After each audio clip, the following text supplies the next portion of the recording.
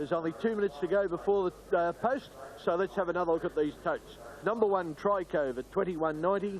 Number 2, Calistair, 12.30. Then a scratching, Adam, 3.90. 2.10 for Dodge, the hot pot. 17.80 Hookshot, 19.90 Masking. 20.70 for Zacchaline, and 59.60 for Alamoney. The middle off now. A good start. Here's Ronnie from the inside as one of the first out. Dodge began well. So did Hookshot and Zarshaline, and Bellbrook is going forward with Adam.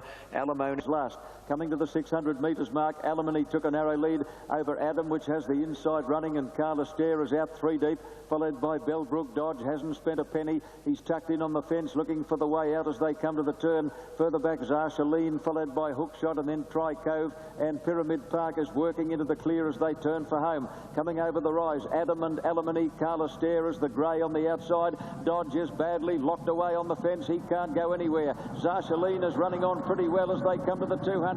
Adam is the leader. There's a rails run coming for Dodge. There's the split, and through he goes.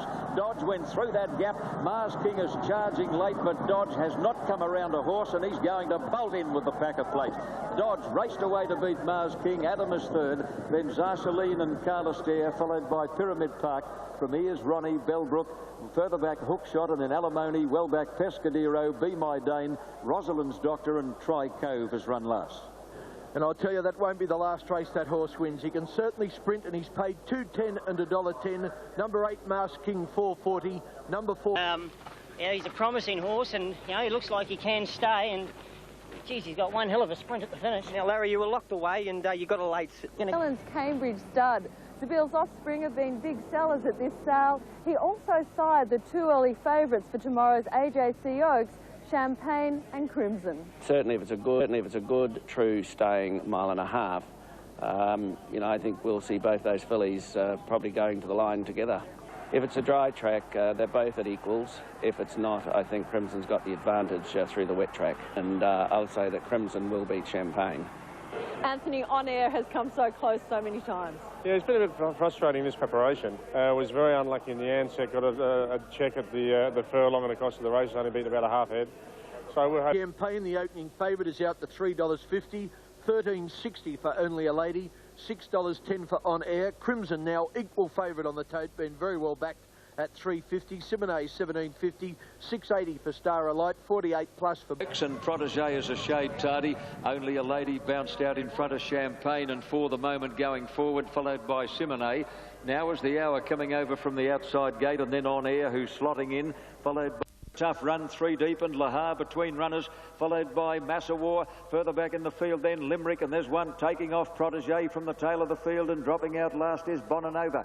Over the crossing at the 800, now is the hour, led by about 5 to Protege, who's come from last right around the field and storms into second place coming to the turn. On Air third, then Star Alight for the moment. Simone losing ground as they come to the turn, followed by Limerick, and then Champagne, who might have struck a spot above there. Further back Only a Lady, and then Cupid, Star, Lahar, Massawar, Crimson second last doing nothing, and Bonanova last as they come around the turn. Now is the hour, well clear. On Air closing fast, Protege's gone, followed by Simone. Star Alight running on, and further out is Limerick. Coming to the 200, On Air has raced up to now is the hour, who's fighting on strongly. 3 lengths away, Champagne, who's batting away, but On Air shot clear 100 metres out for Johnny Marshall. Champagne getting into second place, and she is trying her heart out, but On Air's holding Champagne at bay, and On Air wins the Oaks. On Air by 2.5 lengths to Champagne. Star Alight third, a mighty run. Close up Only a Lady and Massawar, and then Limerick, followed by now is the hour, Lahar. For the moment, Simone. Well back Bonanova. Crimson never ever got into the race on the last couple. Protege and Cupid Star in the Honda AJC Oaks for 98. Successful with On Air, and Champagne running another good round. Well, he was. He forgot his wife Bernadette's birthday yesterday morning, but he gave her this as a present. On Air winning the Classic for the fillies. Crimson, one of the New Zealand fillies, was backed into 2-1, a massive plunge. She's out the back. And Keith, On Air, what I was impressed with was her acceleration here. I mean, she just might be a really top-class horse as a 4-year-old. Well, I think so. Look at her. I mean, this is a quality field. There's some very good fillies in this field. She's dashing away from them. Champagne, isn't she honest? Yeah, Johnny good. Tapp just saying, trying her heart out. Right phrase, wasn't it? Absolute brilliant ride, Brucey, by Johnny Marshall. Yeah, it was. A beautiful ride there by John Marshall, brought on air by Me Provito, the 3-year-old filly, and that was Anthony Cummings' first Group 1 win in 7 years. His last Group 1 winner coming with... Had a little bit of bad luck before the home turn and just entering the straight, but I still think she struggled to pick up the winner. And third, Star of Light. She's an amazing horse, Mark. She's only had 8 starts now, and she's now been placed in an Oaks. I look forward to seeing her even in Queensland or in the Melbourne in the spring. Crimson, the New Zealand filly, very disappointing. She was sent out very short and was out the back the whole way. Another third Group 1, the All-Age Stakes, and Bart Cummings backing up last week's Doncaster winner, Catalan Opening. Yeah, he's done pretty well, yes. An opening TAB number 1 at 7.40. 8.20 for Quick Flick, $11 Iron Horse. Taradu's out, almost $30 Pengulu. Blazing Steel's even better, 32. Waitaha Rua, 69.60. 14 plus for Des's Dream. Marble Halls, $9.20, $40. 3.10 for Encounter, and Noise at $4.90. The horses... Off and running in the all-age, beautiful start. Going to be hard to find a leader, but we won't have to wait for long as the Grey Ghost sizzles to the lead as usual. Quick Flick, and he's immediately a length and a half in front. Waitaha Rua going up fast into second place. Encounter getting into the box seat, followed by Iron Horse Pengulu rushing around the outside, and then Des's Dream. Noise is an opening last of all. 700 out, and Quick Flick is the leader. They're going quickly. A length and a half on Waitaha Rua, who's off the bit. Iron Horse in third place. Pengulu scrubbed along. Encounter between horses, about to ease out 3 deep, followed by Des's Dream, and then Noise. Arletty further back. Marble Halls. Catalan Opening is a mile off them as they turn for home. Into the straight, Quick Flick, the leader, well clear of Iron Horse. Des's Dream is trying to push Encounter out of the way as they come over the rise, and Noise not doing enough at the moment, but Quick Flick is going strongly at the 200. Quick Flick 2 in front of Des's Dream. Des's Dream's the danger to the Grey Ghost. Des's Dream has reins to Quick Flick. Encounter will be flat out running a place. Des's Dream shot clear close to home. He ran a mighty race in the Doncaster, and he's home in the All-Age Stakes. Des's Dream, seconds close. Noise second, a breath in front of Catalan Opening. Then Marble Halls, followed by Quick Flick, Iron Horse, Our Silky Oak, Blazing Steel, a mile back. Encounter. Arletty is third last, second last Waitaha Rua, and Pengulu last in the AWA All-Age Stakes. Well, Des's Dream may have been unlucky in the Doncaster, and he showed that today by winning at Weight for Age. 8 Des's Dream, 15.60 and 3.40. And the judges, you can see, had to give it to Catalan Opening for second. Des's Dream, 15.60 and 3.40. 1 Catalan Opening, 2.40, and 13 Noise, $1.90. Caster, did you watch his... 10% of that is 20 grand. Dream successful in the All-Age. Big odds for a horse that had run a very good race in the Doncaster last week. Sitting on the fence third, about to get clear in the straight. Yes, he was just behind the place getters in the Doncaster, and Shane Dye, who rode him in that race, said it was a luckless run. Stephen King aboard yesterday. He grabs this race for the second time. He had won it on Flying Spur before.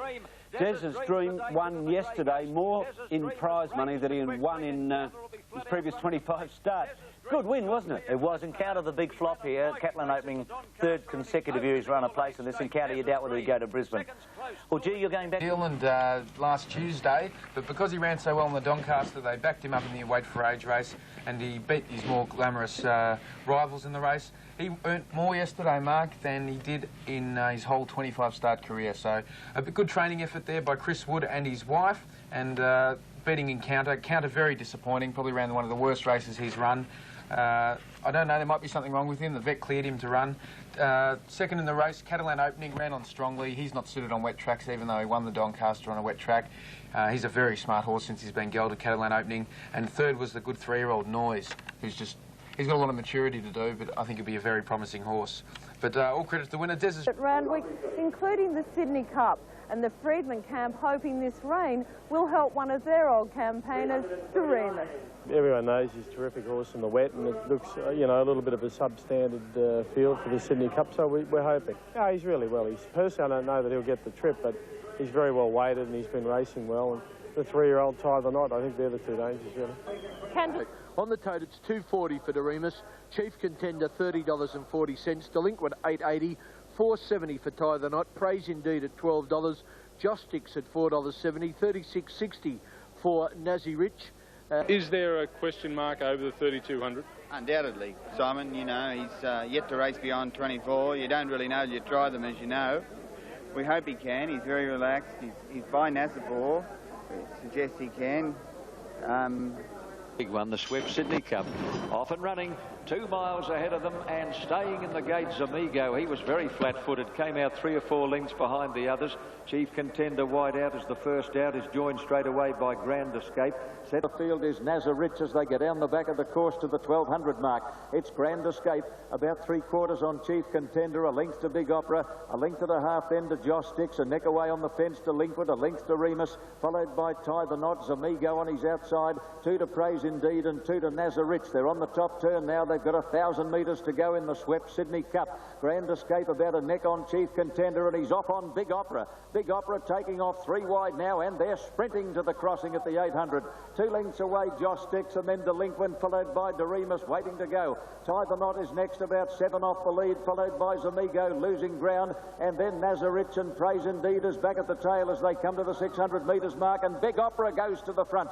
One of the despised outsiders. Big Opera clear coming to the turn. Josh Sticks is cruising to second. Doremus about to go up on the outside of them. Dropping off is Grand Escape, followed by Delinquent, and then Tie the Knot and Nazarich as they turn for home. Into the straight, Big Opera, Josh Sticks, and Doremus on the outside is ranging up quickly. Tie the Knot is right on the heels of the top weight as they come over the rise. Doremus a length on Tie the Knot with a massive pull in the weights, getting out after him now. Hall goes for the whip on Doremus, the lightly weighted. Tie the Knot is coming at him strongly. Doremus and Tie the Knot. Tie the Knot on the outside takes a narrow lead over Doremus as they get near home, and with a huge pull in the weights, Tie the Knot will fall in. Tie the Knot by a neck to Doremus, gallant in defeat. Praise Indeed third, 8 lengths away, Josh Sticks, followed by Delinquent, and then Big Opera, Nazarich, Grand Escape. A long way back, Zamigo, and a long, long last is Chief Contender. A great race, great ride by Shane Dye, an excellent ride by Greg Hall. I think both horses had their chances. I just think the Rising Star was just a little bit too good for the old stager on the day. The best back runner in the race, 4 Tie the Knot, 360, 160, No worries. I don't know. The last week he just wasn't seasoned, this horse. He wasn't happy in the going down the back, and he'd only had 1 2,000 metre run. And, you know, he just wasn't seasoned. And the other horse tend to go off too big about taking rides too early, some jockeys. But what about a Melbourne Cup for this horse? Will you stick with him? Well, at this stage, he's an ideal Melbourne Cup horse. He's only going to get better. He's an outstanding 3-year-old, and he's going to run the trip.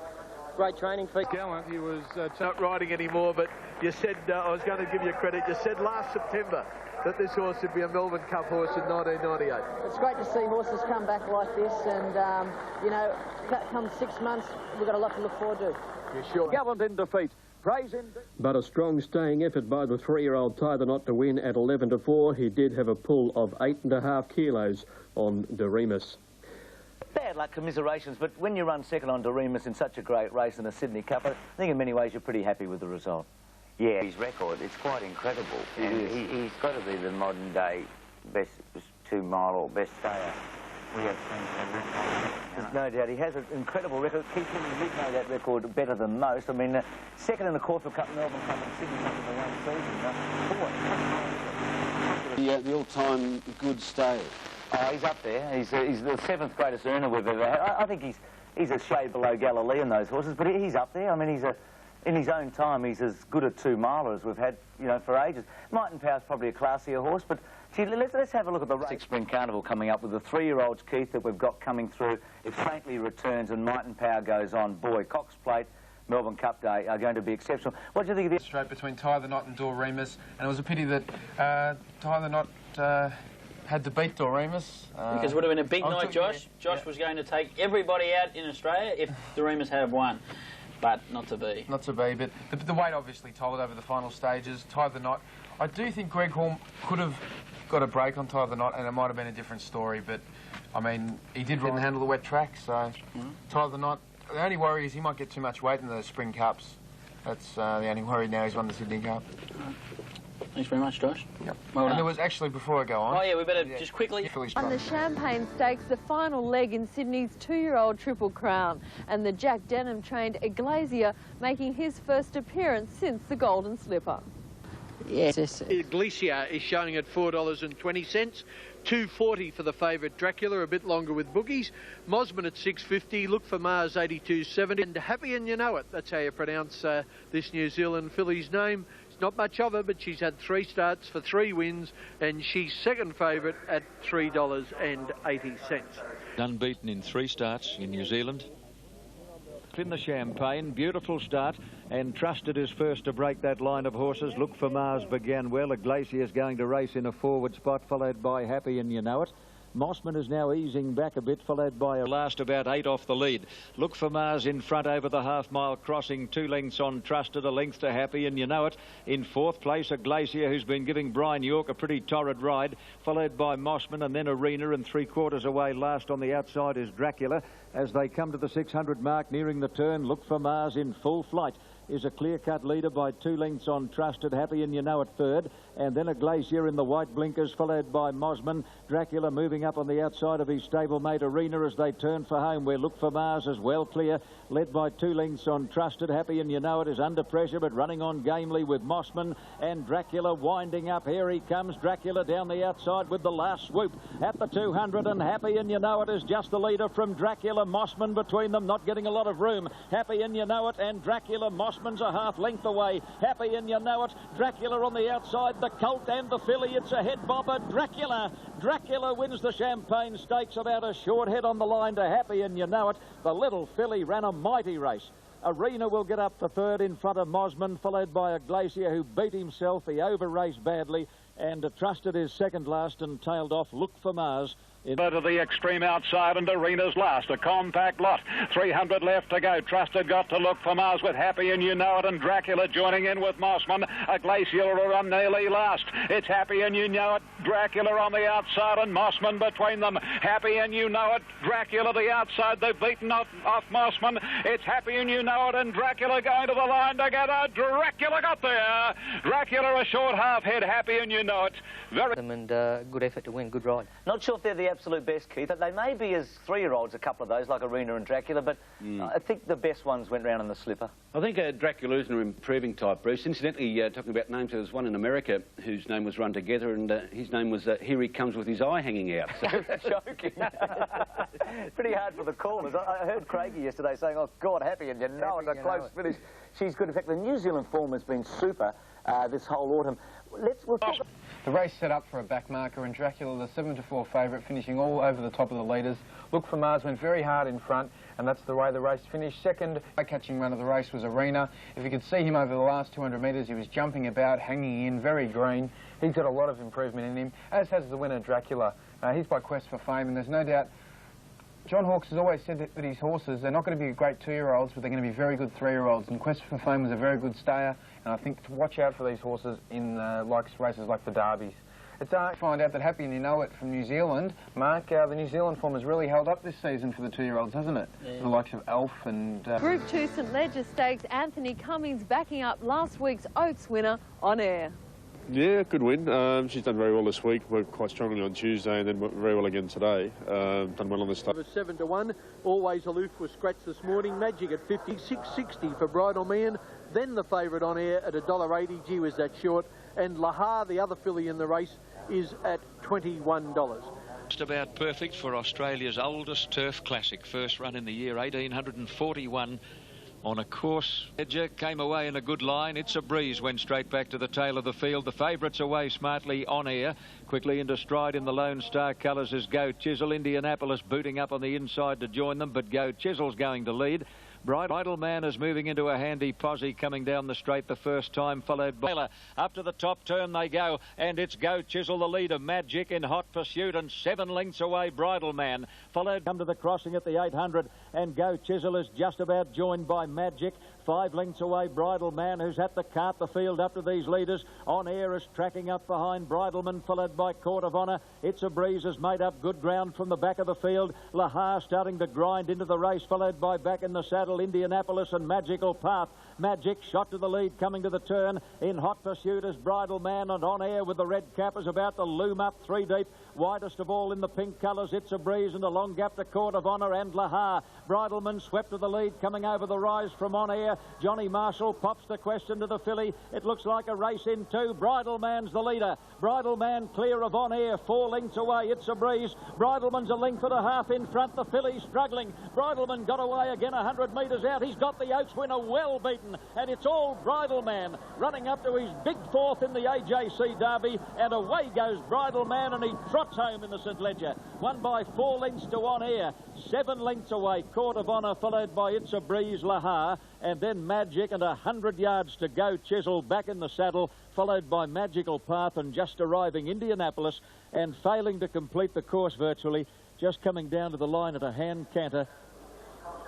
To rain on the AJC's Autumn Carnival. Training leading into the final day has been a wet and wild affair. Track conditions will again make it a lottery for punters. Queen Elizabeth Stakes. Last year, the People's Horse Octagonal beaten by Intergaze, but Brian York confident no horse will spoil Might and Power's party. No, I don't think so. It'd be nice to think that he'd improved. It's not going to give him much anything else a chance if he has, but you know, he's going to race well. But I'd like to see him on a dry track, but he's won in the heavy too, so... Happy, he's like a duck. Ken, I can't tip against Might and Power. I think he's just an almighty horse, and today he's going to be tough, but I think he's still going to get there. I think there too, and the only thing I can see against him, perhaps it's not favouring leaders in the straight. Perhaps he's just got to get off the rails. But Brian York will know that. Well, the worst thing. Number 1, Catlan opening at $8.70, $2.90 for Juggler. Been well backed in the ring, $63.40 for Denamora. Might and Power, a shade of odds on, $1.80 for $1 investment. Intergaze, long odds today, $27.40. And Champagne is actually third favourite on the tote at $7.60. Running in the Queen Elizabeth Stakes, and Might and Power has been bustled out of the gate by Brian York, but he's not going to get the lead too easily. Juggler striding up on the outside, and Champagne is hunting up on the fence, and we've got a line of 3 early.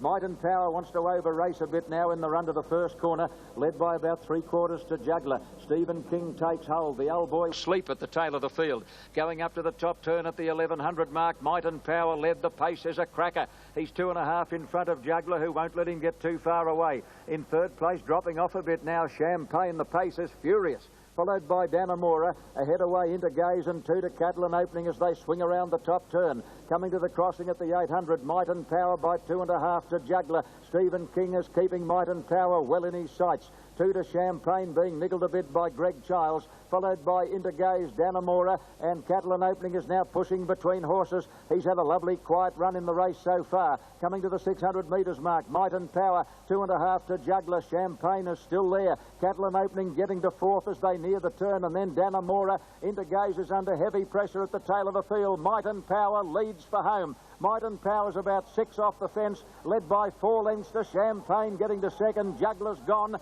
Catalan opening running on gamely, but Might and Power is a mile in front coming to the 200. He's put 5 lengths on Champagne. He's breaking their hearts. In third place, Catalan opening, Juggler really struggling. But ladies and gentlemen, here he is, the new star of the Australian turf. Might and Power making them look like second raters down to the line, 9 lengths, I'd say. Champagne second, Catalan opening third, Juggler fourth, Danamora fifth, and Intergaze has pulled up at the tail of the field in the Cathay Pacific Airways Queen Elizabeth Stakes. The 600 metres mark, Might and Power, 2.5 to Juggler. Champagne is still there. Catalan opening getting to 4th as they near the turn, and then Danamora. Intergaze is under heavy pressure at the tail of the field. Might and Power leads for home. Might and Power's about 6 off the fence, led by 4 lengths to Champagne, getting to second. Juggler's gone. Catalan opening running on gamely, but Might and Power is a mile in front coming to the 200. He's put 5 lengths on Champagne. He's breaking their hearts. In third place, Catalan opening, Juggler really struggling, but ladies and gentlemen, here he is, the new star of the Australian turf. Might and Power making them look like second raters down to the line, 9 lengths, I'd say. The margin here was 10.5 lengths, putting Might and Power into... Well, John Tapp said it all. He just blew them away. Look at him go. The further they went, the further he won by. Simon, he's a pretty good horse. Is he a good horse? Seriously, he just travelled the whole distance. Look, to keep up what he's done from start to finish is just awesome. That wasn't an ordinary field. He made him look ordinary. Okay. $1.80 and $1.30. Second was Champagne, $2.70. Posting a 10.5 length win over Champagne and Catalan opening. And jockey Brian York confident the Brilliant Bay had more in his tank. Oh, mate, he would have found another 2 or 3. Really? Yeah. The Mighty Stayers trainer Jack Denham every reason to smile. Would you like to own a filly like Champagne? She's won $1 million, the first New Zealand filly to do that. Or a horse like Catlin Open, he's maybe the best miler in Australia. Or Juggler, who's won $2 million. And Might and Power made them look like collectively radish, didn't he? They're not radish, are they? They're not. They are far from radish.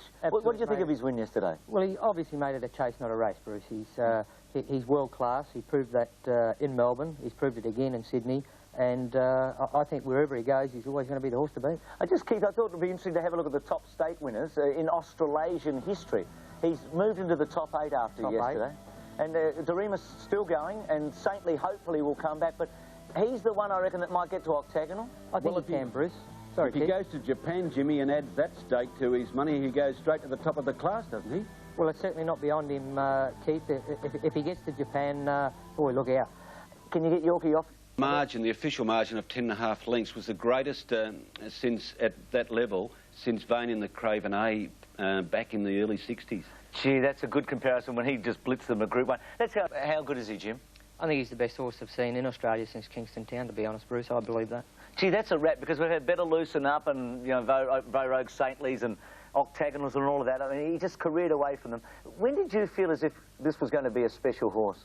I actually won a couple midweeks on him at Canterbury, and I just thought he had that so much of a will to win. He was beat a couple of times in midweek races, but he fought back and was able to win, and I thought he was Caulfield Cup material in, and, you know, the rest has been history. And yeah, God. Keith, you've seen a few. You've seen a few more than Jim and me over the years in Australia. Are you putting him in, you know, putting him up in the top bracket? Oh, you'd have to. I mean, Max gave a very good description of a champion. It's a loosely used word, isn't it, Bruce? That a champion is a great horse who races against great horses and thrashes them. Yeah. And that was Might and Power yesterday. He's just, he's a phenomenal horse. I think he's going to be as good as we've seen. I believe he's off to Brisbane, so he's not been kept in cotton wool, Jim. Which is great, isn't it? I think Brisbane deserved to see him. Melbourne's seen him. Sydney's got him, and now he can go to Brisbane. Doomben Cup looks good race for him. It certainly looks at his mercy. Weight for age, $500,000, and maybe the Hollandale Cup on the way through. Let's go to the... Endeavour, before Josh says it, that Might and Power's performance was just the best performance I've ever seen, and undoubtedly is the best horse since Kingston Town. That's my statement. Yeah, he's a freak, Might and Power, isn't he, Mark? When I saw him win the Caulfield Cup like that, I was in shock for a week. Didn't think it had happened. So, and he's done that again to us on Saturday. So, I'm sure we're going to get even bigger wins, and hopefully overseas. Yep. They look like reserves players, those horses behind them. They're the likes of Champagne, Catalan Opening and Juggler, and they were once the stars of the turf, but now... We are now. Now Might and Power, 9 to 10 favourite. There's no doubt he's just the best horse I've seen. I didn't see Kingston Town in the flesh, but I have seen tapes of it. But this horse, I love our front runner. He just clicks up a gear, and he could have won by 15 lengths. Only Vane has won a Group 1 by further. He won the Craven Stakes of Flemington by 12 lengths, and Might and Power yesterday spread eagling his rivals over the 2,000 metres and ran very good time for a heavy track, 2:05. Juggler, beaten by 18 lengths. I think he's ready for the retirement paddock. And Might and Power, going back to him, 23 starts, he's now won $3.5 million, and there's no doubt, Mark, he'd have to be going close to breaking Octagonal's record. Well, I think if he went to Japan, he'll win in Japan, the Japan Cup, and I think I think if he went to the Arc, he'd win the Arc, because it's on a softish ground most of the time. 2,400 metres, his ideal distance, he'd win that. I think that'd be a more suitable race. Strawberry Road ran 5th in 1984, and he was a good horse. Well, some people call him a champion, but nowhere near the class of Might and Power. Because the Japan Cup, they tend to really pour the pressure on from the start. Might and Power loves that. He runs his sectionals. I know that, but you're going to get horses in Japan that will try and cross him, not just sit outside him. I think the Arc's a better race for him, and I really think he can win it. And but now he'll head to Brisbane. 2 races up there, the Hollandale Cup at the Gold Coast and the Doomben Cup. He'll win both of those and get even closer to Octagonal's mark. But he'd lap Octagonal. I've never been a rab for Octagonal. Yeah, no, I'd agree with you. I thought he raced in an ordinary season. I saw Kingston Town, and I think this horse is a better horse than Kingston Town. We're probably going to get letters next week, for your saying. Well, I'll tell you something, you don't usually get horses that run like this. The only other horse I've seen that had nearly matched this horse is Vogue. Yeah, that's They go out and they just run and they just keep running. All the way, just full back, and they just break horses' Not hearts. as versatile as this horse, Vogue. 3 Endeavour Stakes, jockey Kevin Moses again teaming up with the Peter Hayes trained Galaxy winner La Baraka. Yes. 15, 10, 9, 10 for Flavour. Accomplice at 7.20, 5.20 for Masked Party. I've selected him. 13.30 for Rock You. Kiwi Hero 8.90, 5.60 for the Kiwi Coogee Walk. Guineas is a scratching, and La Baraka, the favourite, about the same price as she is with bookies, about 3.30 on the tote. When running, good start in the endeavour, and away very smartly is Masked Party. Rider doesn't want to lead, however. La Baraka with the dark blue and yellow cap is going up stylishly on the outside. Close handy when they get going. Kiwi Hero and Accomplice on the fence in the black. La Baraka got to the fence, is steadied by Moses, led by nearly a length to Kiwi Hero. Accomplice third with the run of the race. A length away, Masked Party, and then Rock You and Coogee Walk, 2 to Flavour and 4 to Monopolise. Coming around the turn, 500 out, La Baraka held together, 3/4 Kiwi Hero. Accomplice on the rails third, followed by Masked Party, pushed along. Coogee Walk's got to go deep on the turn, and then Rock You, followed by Flavour. Over the rise, La Baraka travelling within herself, got away 2 lengths on Kiwi Hero. Accomplice flat to the boards, and then Masked Party. Coogee Walk wide out is starting to warm up. La Baraka's in front past the 200. Masked Party and Coogee Walk are both trying desperately, but this young filly, this 3-year-old filly, La Baraka, is going to brain them in the Endeavour Stakes. La Baraka leads most of the way to win easily from Masked Party. Coogee Walk third, then Kiwi Hero, Flavour. Monopolise did well to make up that much ground. Rock You second last, and weakening badly to finish at the tail of the field is Accomplice. Coogee Walk third. The dividends, $3.30 and $1.60 for La Baraka. Number 4, Masked Party, $1.60, and number 7, Coogee Walk, $1.80. Time for yesterday, who won the big sprint in Sydney, the Endeavour. She'd won the Galaxy, and this looked, you know, the General's probably slightly superior in terms of reputation, but right now this filly's probably as good a sprinter as anyone in Australia. You'd have to say that, Bruce. Good ride, Kevin Moses too. He cuddled her up. They thought she was probably a bit sus to run the 1200, but Uncle Kev at his best there. It is Uncle Kev. Hey, in front, Keith, do you remember the day you got excited and rang me on the phone? You'd been to CS's and did the story with Colin Hayes and David and Peter and said, hey, I've got one, Brucey? Yes, it was La Baraka, but sadly, like a fairy tale, it didn't have a happy ending. Now, tell us, what price was she and did you back her? Oh, look, forget that, Bruce. Yesterday, La Baraka won her 6th race. I couldn't help it, Keith. Thanks a lot. She was 16 to 1, so they had something on her. Yes, I know. And they said the rail was off that day. Only stopped the winning by 10, didn't it? That was her 6th win yesterday. She only cost 40 grand. That was because she has terrible knees, and now she's probably worth $500,000. Hey, we've got to go. The brilliant filly, La Baraka, leading all the way, and there's no doubt she improves lengths when she gets strikes to the track with the cut out of the ground. Masked Party, very honest. He never runs a bad race. I think he's been placed in his last 6 starts. And Coogee Walk ran another honest race, the New Zealand mare. I thought a good run in the race was Monopolise. He does not handle the wet, and follow him up in Brisbane if he strikes a dry track. But La Baraka, far too good. She'll now go to Brisbane and probably be the only danger to General Heroes, General Nadim and Al Mansour.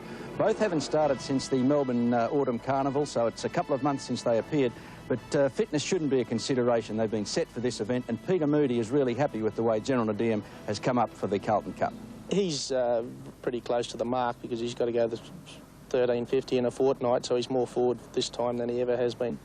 Didn't disappoint at Doomben either. The General marching to glory on his home turf. Metres mark, and General Nadim is the leader. Chief to be is in second spot from Bimbadeen, Sahara Z in the big grey. Malagua, but it's General Nadim. Malagua's making up a lot of ground, but it's the General. General Nadim beat Malagua, third Sahara Z. To point at Doomben either.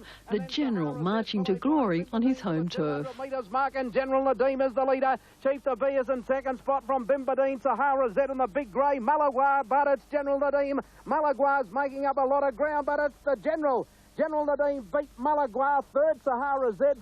Nadim, this turned out to be a bit of a flop in terms of a match race because Al Mansour was so disappointing, but he's a wonderful horse. Yorkie stayed here to ride Might and Power, not the General. This was a great day for Queensland racing, the Carlton Cup. He's a wonderful horse, isn't he, Jim? He is a great sprinter, the General, and good ride here, Cooksley too. Like Cookie, he's a great jockey. He can jump off any horse and get on another one, and he rides him well. And it was good for Brisbane to see him kick back and put a gap in him yesterday. And Malagua getting home. Well, Keith, he's just one of those horses that's larger than life. I think there's something about his name. He's got character, hasn't he? Yes, indeed. That was his 12th win. He may race overseas, England, France, and definitely in Hong Kong in December. And El Mansour finished last, and even this morning it's still a mystery. Danny Brereton said he was just on the wrong leg all the way. What did you... Victorian filly La Volta should be the hardest to beat in tomorrow's $200,000 Australasian Oaks at Morphettville. And while the classy 3-year-old will... Going to now for the Scripps Australasian Oaks, and the hot favourite is the Melbourne filly La Volta at about $2.60 on the tote. Gliding Light also from Victoria is at $7. Bonanova from Sydney at $16. Zachaline from Sydney at $9. Kennyena at $7. Bellandella Dream at $41. Lisa's Game is in the market, about $9.80 round to $10. $41 No Mystery. Grand. There's the light. They're off, and two of them reared as the gates went up. One of them was Zachaline and the other was Bellandella Dream, and one stood there, made a real mess of it, Bonanova, and I think Justin Sheehan will pull that filly up. What a start to the race. Back to business, and the leader moving down towards the 1,000-metre mark is Purbright. They haven't gone overly hard. A half in front of No Mystery. 2 lengths to La Volta. The favourite backers and connections couldn't have asked for a better run. Fourth over on the inside, Canyon, as they quicken a shade. Then came Gliding Light, and right around the outside, Bellandella Dream, and also Court Dance, and also Innocent Kiss. They're going to get them rushing up front now as they come to the 700. Going on with it too is the Kiwi Parvan, and dropping back was Lisa's Game. But let's go back to the front markers as they come to the 600-metre mark, where Bellandella Dream has gone up quickly and joins the one over on the inside, Purbright, and they were followed up there with them too is No Mystery, and around them Innocent Kiss. La Volta's going to angle around them, I would fancy, and they were followed further back just behind them by Canniana from Lisa's Game, and Madonna runs up hard behind that division, and they were followed further back by Court Dancer and also Gliding Light down to the 200. No Mystery led, but he lets her go now, La Volta, and she pinged to the front, the favourite. Look at her go. La Volta got 2 in front. The interest is going to be in the minors. This is Colin Alderson and the connections 2 parts of the way to this huge bonus. La Volta easily. Second is either Parvan out wide or the locally trained Madonna the inside. In between them we've got together their Gliding Light and Abolition. Further back in the field behind those then came Lisa's Game from Court Dancer. Then came Grand Scenic, followed further back in the field by No Mystery, Bellandella Dream. Further back then came Zachaline, and they were followed in by Bella Diva. Innocent Kiss, Purbright just didn't seem to stay, and the other one there with it, Canniana, and further back then Bonanova, of course, which tailed them throughout. Australasian Oaks Day. This is a good filly, La Volta, let's see. Oh, she's very good, Bruce. And if she wins next week, Colin Alderson actually gets a $100,000 bonus for the trainer.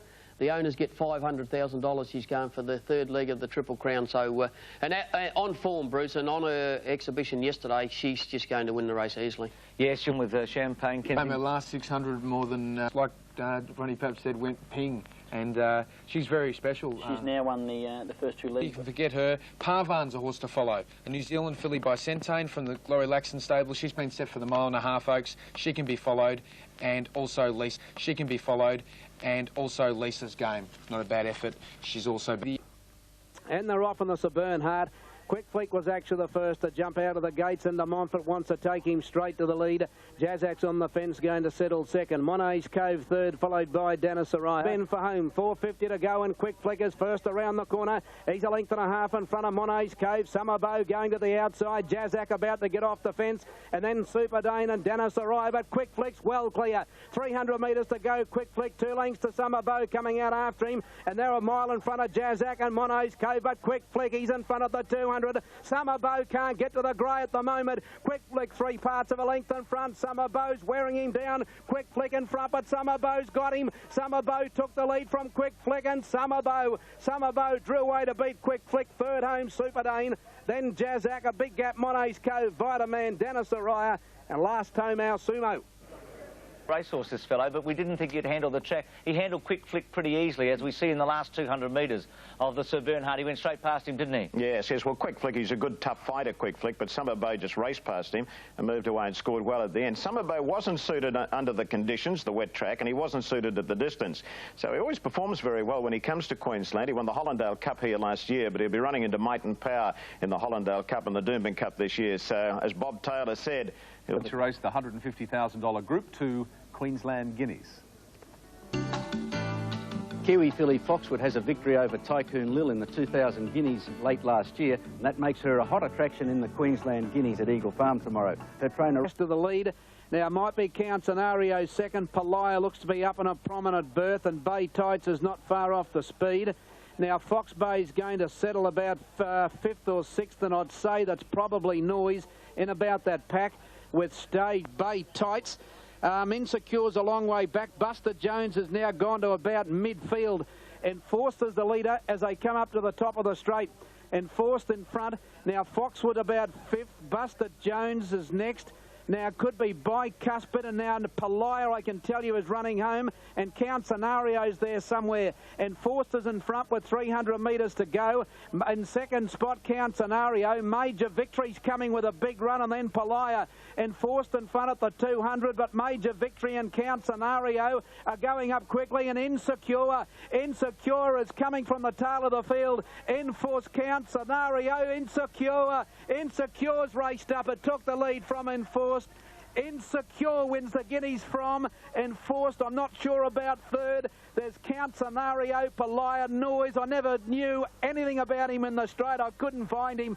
Further back, Major Victory. The next, Sister Teresa, Bay Tide, followed by Bicuspid, Diva's Gold. A long way back in the field, Buckridge. Foxwood finished a long way back, Stage Bow, Buster Jones, and one of the last to pull up is Grey Legend. In the worst possible circumstances. Here we go. Insecure's back in the field. I'm only saying that because I know that's where he normally gets. He's always back with the cap catchers. As they come down the side now, 700 metres left to go. And Bay Tights, I think it is, moving up on the outside. Bay Tights and Enforced, they're up in prominent positions as they come to the corner. But boy, oh boy, we're only guessing as they go over the crossing now and head towards the bend. Yes, I think it's Enforced in front as they come to the bend now. We'll get a better look at them as they straighten up. Well, I hope we get a better look at them because we can't see anything at the moment. Enforced, I think he's the only horse I've been called for the entire race, but he's well clear as they head for home. Count Scenario's running second. Major Victory's into it on the outside. And Forster's the leader. I'm pretty sure that's Count Scenario coming after him. Major Victory on the outside. Bicuspid is just behind them. And Forster's the leader. Well, we've got that one right. Enforced just in front of Count Scenario. On the outside, Major Victory's trying hard, and Insecure. Insecure's coming with a giant run. I hope it's him. Here's one for Barry. Insecure moved up on the outside, hit the lead close to the line, and what an emotional win that's going to be. Insecure has won the guineas, has won it by 2 lengths to Enforced. Now Noise is there with Plte in a photo for third. 24.35 and 4.55. Number 5 Enforced paid $6.30. Number 10 there, Count Scenario, and what a scenario it was, paid $11.95. Quinella $254.80. The trifecta 14. Okay. In conditions like we experienced during the running of the Queensland Guineas, Bruce, it was quite remarkable.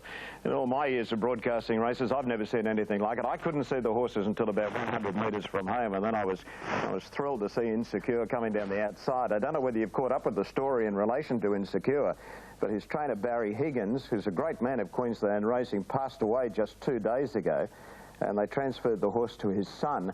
And through that fierce storm yesterday, Insecure was in an impossible position on the home turn, but stormed down the outside to win. And everyone's saying that there was heavenly intervention there from Barry Higgins. Look, it was. The track, do you think, had something to do with particularly the New Zealand fillies' performance? Oh, yes, no doubt about that. I can't tell you much about it because I didn't see them, Bruce, but Foxwood, Roger James was a little concerned about her on rain-affected going anyway, so I'd be disregarding that run. And Noise wasn't that far from them at the...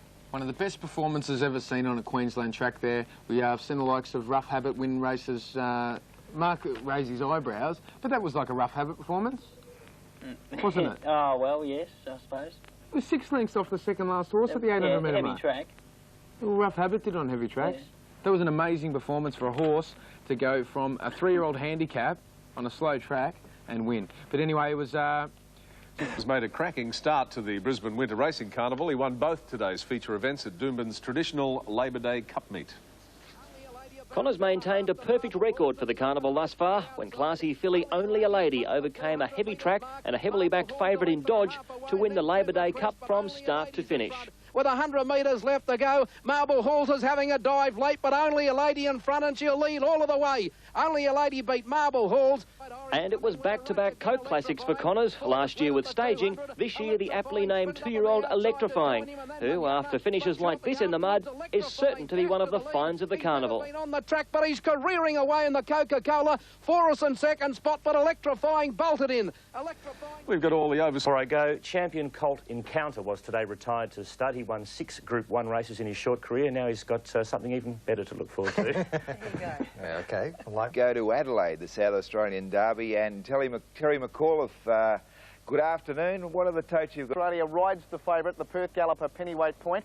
Came up very short on the tote. He came up about even money. Harvey's already having a big day. He's won the last 2 races today, winning on Spectrum in the previous, the Sedgwick Classic, and he also had an earlier win on Midnight Babe, the New Zealand filly for John Wheeler. Came up very short on the tote, about even money, just drifting out slightly now, getting out to about 12 to 10, the on course and on the tote. He's trimmed up as well. He's into about $3 now behind for Peter Hayes. And set, racing in the Derby. Looked a pretty tidy dispatch too, and one of the best away out towards the centre was our Unicorn, but not as quickly as Banesto, who's dived across from the extreme outside to be in front and on the rail at the post after a couple of 100 metres or so. Sev onto the side, that horse back second last was Prince Iluka, and now Banesto is trying to steal the Derby at the 1200 metre mark. He dashed away. Cliff Brown chasing his 3rd successive South Australian Derby with Banesto is out about 6 in front. Second Prince Standard, 3rd placing 3 lengths away Ballada, and then a length and a half away to Pennyweight Point, has been ridden very quietly from Bolter. They were followed further back by Ancient City, Tokyo Bow. Back there with them Super Sun running home from Tumble Home, and then came Bombast and our Unicorn Obscenic, followed by Prince Iluka. The hind is a mile behind at the moment, and last of all 3 away Bohemian, but it's Banesto in the Derby about to turn for home at the 600. 4 in front, coming after him is Prince Standard. Now they're starting to shake them up back in the field. Going to 3rd Ballada, and around the outside now Bolter, followed then by Ancient City and Super Sun, Tokyo Bow, as they turn for home now, and out wide on the track Prince Standard is after Banesto. Into 3rd placing Bolter, followed by Ancient City. Well back is Pennyweight Point. He's not travelling at all well. 200 out Banesto, grabbed by Prince Standard down the outside, and joining in Bolter. This could be a big upset. Bolter's raced up to Prince Standard. Super Sun to 3rd. The hind is flying home when the race is all over, but Bolter takes it out. Bolter wins the Derby. 2nd placing Prince Standard. 3rd placing Super Sun, 4th behind. And then came Tumble Home, our Unicorn. They were followed further back by Bohemian, and then came Tokyo Bombast. Further out in the track then was Ancient City. Pennyweight Point has put in a shocker. Further back Ballada Obscenic, followed by Banesto, who didn't get the trip, and last in was Prince Iluka. Rosebud by Tim White and ridden by Nash Willer. Bolter started at 50 to 1, 33s and 20s for the place getters. We're going to be in the race, and he raced like that, but take nothing away from Bolter. But the horse that ran 4th in the race, I thought, was very unlucky. A horse called The Hind, trained by Peter Hayes. He's the horse they're going to have to beat in the Adelaide Cup. But if you see him in the moment... The feature race, the Group 1 Doomben 10,000, of course, and it seems the horse they've all got to beat home is General Nadeem. In the Doomben 10,000, punters couldn't stand it, surely. Right, here are the prices in the 10,000.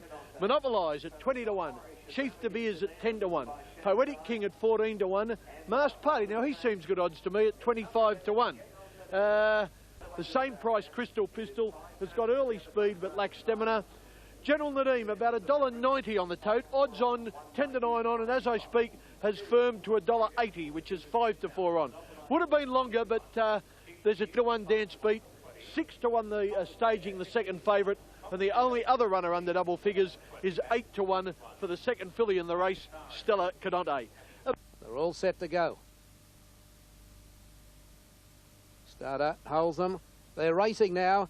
Good start too, Staging. And oh, General Nadeem's missed the start. He's blown it. He's last out of the gates. General Nadeem, he's gone past about 3 or 4. Onto the course proper. Crystal Pistol is just the leader from Mars Party, and Chief De Beers going up 3 deep. Staging pinged out in a close 4th. Sahara's corner, 800 metres to go. Mass Party the outside, just in front of Crystal Pistol. Chief to Be is third, 3 deep around, staging on the fence. Sahara Z followed by Quick Return. Stella Cadonte in the middle on the fence. Poetic King followed by Dance Beat. General Nadim's a long way back nearing the turn, followed by Confiscate. Happy Star, Monopolise, and last of all is Blazing Steel. Around the turn, 400 to go. Crystal Pistol tackled by Mars Party. Chief to Be is on the outside, staging, looking for the way out, followed by Sahara Z. Wider out on the track, Dance Beat coming home, and General Nadim's looking for a run. Well on the straight, Mars Party, Crystal Pistol, Sahara Z, and Chief to Be is on the outside, and Poetic King staging, got knocked down with General Nadim. Chief to Be has hit the lead, 100 to go. Staging's out late, but Chief to Be has took the lead, and Chief to Be be at the very unlucky staging. Third's a photo. They're all in line. General Nadim, Dance Beat, Sahara Z, and Poetic King all across the track. And then Mars Party, Quick Return, Blazing Steel, Crystal Pistol, followed by Happy Star. A long way back, Stella Cadonte, and then Dance Beat, and last time is Confiscate. King Dance Beat, General Nadim still giving them a mile start as they run to the corner. Then Confiscate, Happy Star, Monopolise and Blazing Steel. They're in the straight now, 400 metres to go. Mass Party the outside and Crystal Pistol, they're locked together. Chief to Be is coming at them. Sahara Z is just behind them. Staging is angling for a run. There's no room there. General Nadim just behind them. He can't get a go at them either. Chief to Be has hit the lead, 100 metres to go. Sahara Z's getting up on the inside. The Chief's in front. General Nadim staging late. Chief to Be is in front, but Chief, you beauty! Chief de Beers has won the 10,000. Staging Flew got second. General Nadim is just behind them. Yes, he's a Queensland wonder. It was his 17th win at the track. He's never won anywhere else. He survived a protest. General Nadim also very unlucky. At the start, the protest in the home straight when Staging couldn't get a clear go at them. And Chief de Beers winning his second Doom in 10,000, rewriting the record books up here in Queensland, racing 3 deep and holding off all the challenges, holding his ground to a man in the straight too. He wouldn't let Staging through, and then holding the late challenge by Staging at the end. It had everything, the race, but a great result in the end and a great response from the crowd as Chief de Beers came back into the enclosure, Bruce. He's one of the most popular horses to ever race in Queensland, ever in the history of Queensland racing. See, that's great, isn't it? They gave him a great reception. It was a magic win yesterday. See the head on. We'll see Staging and General Nadim inside of it and Chief de Beers outside. Were you surprised that it was dismissed? No, not surprised at all. After you have a look at the head-on footage, it's General Nadim. There was restricted room there for Staging. It's General Nadim looking for a run and bumping into Staging. That caused the check there, not Chief de Beers. Staging, when she got clear, she flew at Chief de Beers right on the line and just failed to get him. I will say that there were 2 good things beaten. Staging should have won. General Nadim should have won. But Chief de Beers did, and he was 3 wide for the trip. People at home. The world's best stayer, Might and Power, has donkey-licked his rivals yet again, winning today's Group 2 Hollandale Cup in Queensland by 6 lengths. The winning margin would have been even greater had the Dual Cups winner not missed the start of the race. They lined up 20 deep for a glimpse of the world's greatest stayer. Such is the public's obsession with the horse that last year captured the Caulfield Melbourne Cup double and the hearts of racegoers nationwide.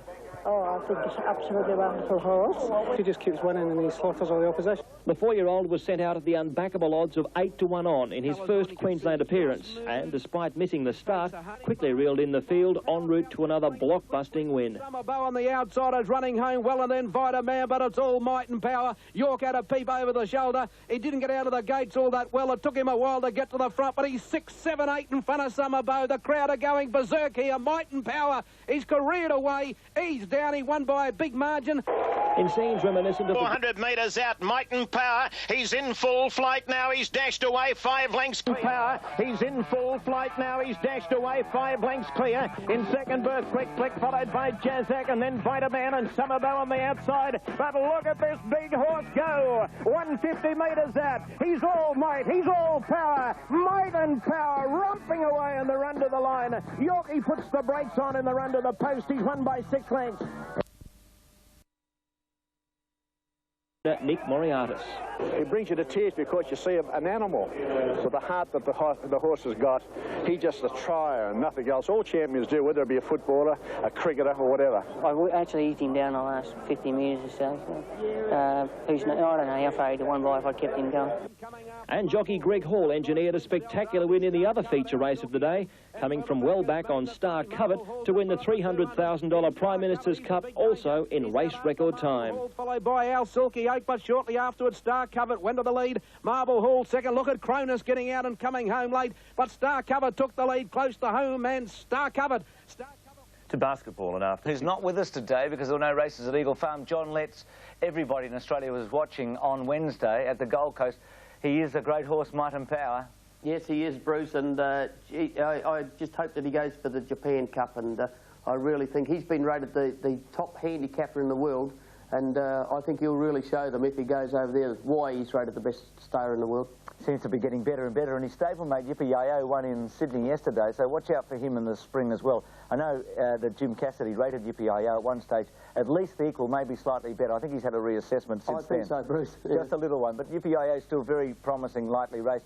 John, about 25 degrees, and La Volta will run the favourite in the Coolmore Stud SA Oaks. Shane Dye will ride Zaccaline. Earlier today, she's the favourite for the Coolmore Stud SA Oaks. She's at 16 to 10 or 13 to 8 in Sydney language. She's going for $600,000 worth of bonuses for her owners and trainer today. Gliding Light at big odds at 25 to 1. Pavan is the second favourite, the Kiwi filly at 28 to 10. The others well in the market. The Shane Dye ride Zaccaline at 9 to 1. And Midnight Babe, another Kiwi filly, she's also well in the market. Away in the Coolmore Oaks, and on the inside, Protégé jumped well. Lisa's Games Rider took hold, and Bellandella Dream was hard ridden early.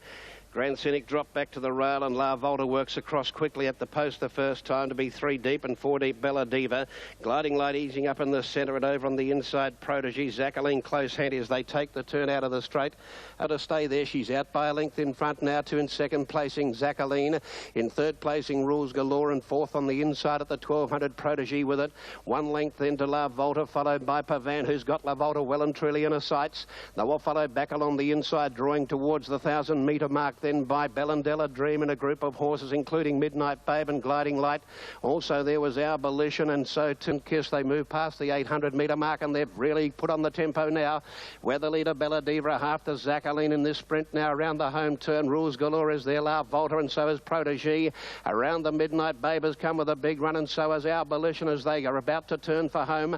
And then Madonna, followed by Gliding Light with nowhere to go, and further back Saturday, followed then by Innocent Kiss, Grand Scenic, and Lisa's Game homeward bound, and Zaccaline hit the front, but here comes La Volta. La Volta down the centre of the track has raced after Zaccaline. They've beaten off further back Protégé. Zaccaline's a half in front of La Volta. He's about to go for the shillelagh on La Volta. Zaccaline just in front. La Volta trying hard the outside. Zaccaline is finding something. Zaccaline in front. La Volta makes a dive, but it's Zaccaline in front of La Volta. Zaccaline maybe. La Volta, Madonna. Then came Lisa's Game, Gliding Light, Innocent Kiss from last. Grand Scenic followed then by Midnight Babe, and then came further back behind those we had Pavan. Wider out on the track was Brinda, further back behind those Bellandella Blue, followed then by Protégé.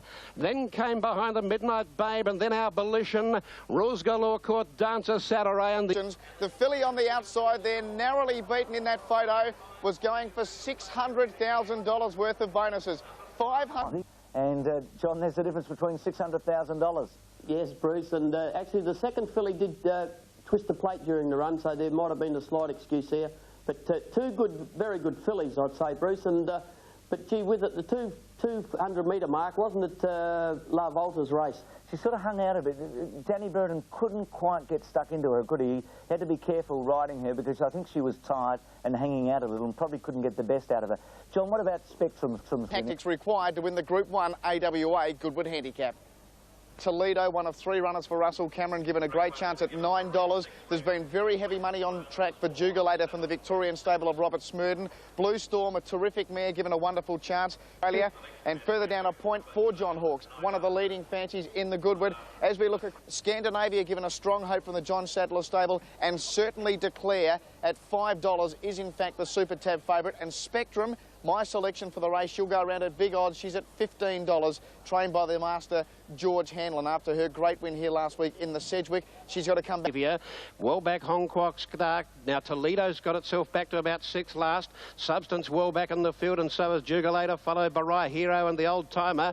Corrigadora's last of all. They've gone mad up front, where Royal Rubiton leads with on the outside Savant Rouge, the pacer cracker. 2 lengths of points, got a beautiful run up behind them to 3rd, and they were followed around the turn by Lazy lazing about, and Lord Luskin. It's My Sin, Blue Storm in need of a run, switches deep. Running up behind them, Declare looking for a run, and Corregidor takes a shortcut down the outside. Lord Shiraz, Toledo late into the action, and further back Jugulator. They're across the track at the 200. Scandinavia got through on the inside to take up the running from a point. Lazing about, and It's My Sin. And now coming at them, Spectrum, Scandinavia and Spectrum go to the line. George Hanlon takes the Goodwood. Spectrum, Scandinavia second, not sure third a point, or It's My Sin, Toledo late. Then came Hong Kwok Star, a big effort. Further back behind those then came Lazing About, followed by Spook and Corregidor. Further back behind those then came out wide Declare. They were followed back behind them in turn by Rye Hero. Jugulator the widest. Further back then came Savant Rouge, Royal Rubiton, Lord Luskin, Blue Storm Substance, and tailed out behind them was Lord Shiraz. He knows what it takes to win a Goodwood. He's now brought this mare back from a 1,600-metre victory last week to the 1,200 metres of the Goodwood today and won 12 to 1. Second, Scandinavia, the equal favourite at 5 to 1. And third, It's My Sin at 14s. Back home in the Goodwood handicap. Well, it made 4 Goodwood handicaps for George Hanlon, and we don't have to say anything about George. Won the Group 2 last week. She come back to the Group 1 yesterday. She won again, and what a great ride by Paul Harvey. Just set off the speed. In Toledo late. Good miler to win those 6 furlong races. That's often the case. John, just quickly, tomorrow the Adelaide Cup, the biggest race in South Australia. Is it a match between Heed the Toll and the Hind? Between number 1 and number 19, Bruce, the top and the bottom. But gee, Shane Dye's riding very, very well, and we did see him in the Oaks. When you get to Shane Dye, you just can't get past him. And I do think that the pattern of racing at the moment in Adelaide, the horses are swooping. I think the Hind's a very promising 3-year-old, and I think RS Dye can win the Adelaide Cup on him. I'm sure he's going to be TAB favourite around Australia. Trainer Peter Hayes has celebrated his first Adelaide Cup win with the Hind, ridden by Shane Dye. And bigger... They're off. One of them missed it. Noble Ben Barra missed it about a length or so, and there's a good charge for the early lead, as you'd expect. The Hind finished 4th in last week's derby after coming from well back in the field. Shane Dye replaced... Trainer Peter Hayes certainly wasn't. He had no hesitation in sacking Simon Price as the rider of the Hind, replacing the local lad with big occasion jockey Shane Dye. Punters latched on to the Hayes-Dye combination in a big way, with the only one back to beat them being another 3-year-old, Victorian visitor from Count Venetian. Ocean Birds run its race. Frenzal Rum goes up on the outside. Oregon Star between them, and down the outside the Hind and Behemoth are putting in their claims. 200 out, Backdrop is the leader, but coming at it quickly now is the Hind and Behemoth, and Royal Caliph, and still there on the inside, battling away Backdrop, but the Hind has hit the front, and the Hind has taken the cup. The Hind came from behind to win. 2 lengths to Behemoth. The Hind had 2 lengths to spare, and Shane Dye... Win. 2 lengths to Behemoth. Third is tight. Royal Caliph, or down the outside, Crystalero. The Hind could be set for Australia's premier 2-mile event, the Melbourne Cup. He's come a long way in the last 6 months, and I still feel that there's development left in him. So, yeah, I think I think he can improve from now on. And I think he'll be his best at sort of late fall. He's very good, and the 3-year-olds that win these races, Cups races, just like Tie the Knot in Sydney, have got a lot of ability, and they're going to go on to Caulfield Melbourne Cups, there's no doubt about it. And while Shane... Show your little horse called Show No Emotion, brilliantly winning the Angus Brute in Adelaide last Monday, and this fellow's on his way to Brisbane shortly too. Easy landing, but around the home turn, and Show No Emotion near the rail, straightened up, full of running, about 8 lengths in front now from Walnut. Classic Day is after them from Yellow Star. He hasn't moved on Show No Emotion down at the 200-metre mark, slaps it down the next at 6 or 7 in front now from Classic Day. Yellow Star to the outside, running on his easy landing, but Show No Emotion's going to walk in. It's 4 lengths in front from on the second place in Classic Day. Show No Emotion at the judge has won at about 3 lengths. Classic Day or easy landing for the miners out wide. So has their sprinting warhorse Poetic King in the BTC Sprint. He won this race last year. It's questionable whether he's quite as good, but certainly he can be But if he gets a go at them, watch out. He'll be running home powerfully. He's at 9 to 1. Express Age is at 33 to 1. Forgotten Hero, another roughie at 25 to 1. At 100 to 1. Ajaccio, another horse will be up. They're ready. They're ready, they're racing. Chief to Be is from box 2, pinged out of the gates. Ajaccio began quickly. Confiscate and Carnelian are going fast. And when they get onto the course proper, Ajaccio went to the lead from Carnelian. Chief to Be is third on the inside of Harvey Ladd. Confiscate's going to settle in 5th spot. Poetic King is 6th. Then down the side, 700 to run. JCO led Carnelian. Chief De Beers perched third. The fence, Confiscate fourth. Harvey Ladd fifth. The Pacer Cracker. On the fences, Quizaz from Poetic King, followed by Forgotten Hero. Then came Happy Star, Keep Chanting, Express Age, Blazing Steel, Monet's Cove, Kidman's Cove, Super Dane, and further back Malaguar and Dual Scope. In the straighter, JCO the leader. Here comes Chief De Beers. He's off the fence to tackle them. Then Carnelian, Harvey Ladd, followed by Confiscate, Poetic King. Chief De Beers went to the lead at the 200. JCO in second spot. Blazing Steel's going to come late. Chief De Beers hit the lead. Blazing Steel's flying at Chief De Beers. Blazing Steel is going home over the top of Chief De Beers. He missed him. Chief De Beers won. Chief De Beers has hung on to beat the fast finishing Blazing Steel. Third, I don't know. A Carnelian in line with Malaguar. Then came Super Dane, Kidman's Cove. Then Harvey Ladd. The next home, Quizaz, Keep Chanting, Confiscate, Forgotten Hero, Noise, Mr. Efficiency, Paul's Folly, Poetic King, Express Age. Happy Star, Monet's Cove. And last home in the race is Dual Scope. Number 1 is the winner. Mick Dittman wins his 18th race at Doomben. Oh, look how close it was. He just holds off Blazing Steel. Amazing. Race 7, number 1 paid $5.55, $2.25.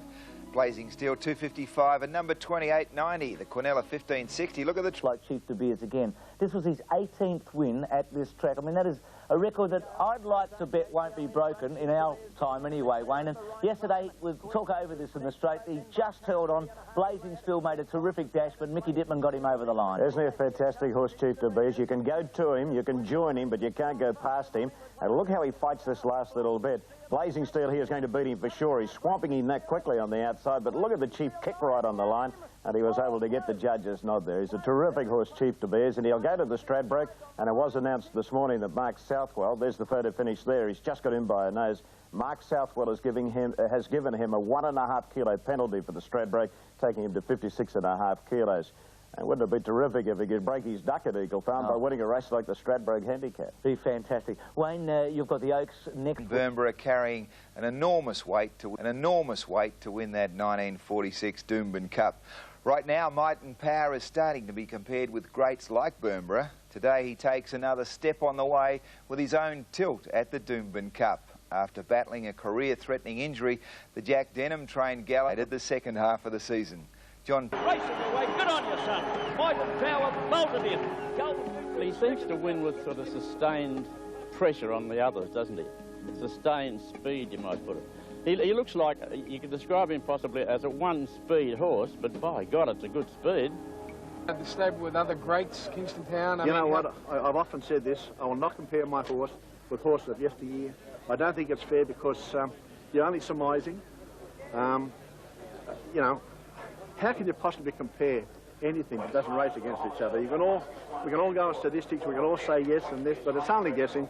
And you know what? All I know is that Might and Power is today's champion. When the Might and Power... Berserk here, Might and Power is careered away. He's down, he won by a big margin. I reckon John... With the way he's racing, honestly, all they can do is plan to run second, you know, unless some hiccup comes up. But he's just... He seems to have so much on the others at the moment, it's unbelievable. You know what... Given Might and Power's celebrity status and undoubted drawing power, it's little wonder Brisbane Turf Club officials have built today's entire program around him. The attraction is simple. It's not just the fact... Are we being a little over-optimistic at this early stage? Well, John, I think he does have a long way to go.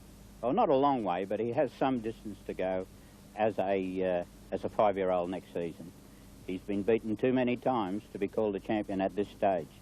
He's won 4 Group 1 races to this point in time. Yes, a good performance. He's an extraordinary horse, a remarkable horse in that he doesn't need a pacemaker. Very rare, that's rare. But he has had 12 starts this season, and I think he's been beaten in 6 of them. And that's not the stamp of a great horse. It's a good horse. But already, rival trainers concede this bloke is something very special. He always looked like the type that would make an outstanding weight for age horse because he can sit handy and accelerate. And that's what's happened now. So, yeah, I think he'd be a great chance in an ARC or a Japan Cup or anything. Yeah. He's nearly got to go to the international level now, isn't he? Well, I think everyone would like him, though. I mean, even fellow trainers and that would like to see the horse go overseas, not only to get him out of the road here, but I mean, I think he'd be very competitive. It'd be good for our racing here to see a horse that good go over and compete. Martin Power lines up for what most expect will be a bit of a cakewalk in the Group 1 $500,000 Doomben Cup. Plte 140. Might and Power, as I said, $1.10 for $1 investment, or odds of 10 to 1 on. Intergaze and Summerbow are equal second favourites at about 12 to 1. Marble Halls, who I think will run second, Shane Dye's mount, is at 14 to 1. Racing. And to the roar of the crowd, Might and Power to the inside was one of the first to go, and York clicked him up in the early part. In second spot, Summerbow, Vitaman, Spirit of Oregon coming down the outside from I Like Him and Intergaze, but at the line the first time, Might and Power is the leader. Spirit of Oregon on his outside to the turn out of the straight, and they're 2.5 in front of Summerbow on the inside of Vitaman. Two-length track, 700 to go. Spirit of Oregon the leader, Might and Power on his outside, and now they're putting on the pressure. 2.5 to Summerbow, followed by Vitaman, I Like Him. Intergaze is starting to make ground, then Samojo, Sapio, Marble Hall, followed by Fatal, Gentle Win and Shindig. Might and Power hit the front at the top of the straight. York's riding him very hard. Intergaze is coming on the outside, so is Summerbow and I Like Him. Mighty Power turned for home at the 300. Intergaze is coming after Might and Power. I Like Him in the middle, then Summerbow. Might and Power in front. He's a length over. Intergaze trying hard, and I Like Him in the middle. Might and Power the leader, 100 to go. Intergaze can't pick him up. Might and Power in front. He's pulling out plenty. He's a champion, all right, Might and Power. He won the cup. Might and Power beat Intergaze. Third, I Like Him. Fourth, Marble Halls. Then came Samojo. The next time, Sapio, followed by Gentle Win, Summerbow. A long way back, Spirit of Oregon, Vitaman, followed by Fatal, and last home is Shindig. Waiting for you to let him go, and he's let him go as they come to the corner. Might and Power given a dig in the ribs by York. He's gone to the front, but he's under a little bit of pressure. He leads by 3/4 of a length on Spirit of Oregon. Coming to the outside as I Like Him. Intergaze is launching a claim out wide. Might and Power in front. York's gone for the whip on him. Intergaze is coming after him. Might and Power in front. Intergaze is trying hard to get to him. Might and Power is giving plenty. Might and Power a length in front. Start cheering for him, Australia. Cheer for the champ. Might and Power's won it by a length. Intergaze second. Third home, it's a photo finish. Despite setting a new course record, it wasn't the easy run many expected, with Intergaze pushing him home in the straight. Well, he didn't win as easy as he has been winning. He felt like at 600 he wasn't going to find like he had been. They'd put a bit of pressure on him, and you know, that didn't worry me so much, but I knew that he'd just keep going. Well, Intergaze run a great race, you know. It's good to see him back because he is a great horse and he's a multiple Group 1 winner, so he's no slouch either. In the earlier... He might have been a little disappointing on face value. As soon as they posted the time, a new track record, taking a 2.5 seconds of the previous best. I don't think you can really say he was disappointing. As an old race... Yeah. Bruce, to put it into perspective, York said his win wasn't as good as it was at the Gold Coast in the Hollandale Cup, wasn't as good as it was in the Queen Elizabeth Stakes in Sydney. But you can't be at your absolute peak for the entire preparation. And he has come through a fairly solid preparation, so... It was a great Might and Power yesterday, probably not the El Supremo that we saw at the Gold Coast a couple of weeks earlier. He went past Doremus earlier in this campaign. He went past Mahogany and Rough Habit yesterday in the state earnings. He's up to number 5 all-time in Australia now, Might and Power. He's behind Octagonal. On the right is a number of Group 1 wins that these horses have won in their careers. So he's got Octagonal superimposed, Better Loosen Up, and he's almost up to Saintly.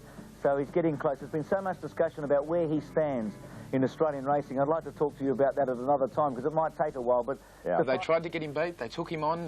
They did it the Vaux Road when he was in his heyday. They tried to take Might and Power on, and he broke the race record, Durbridge's race record, by around, I think it was 2-point-something seconds, which is around 10 lengths faster than what Durbridge went. Track record, he broke it by 1.7 seconds or something.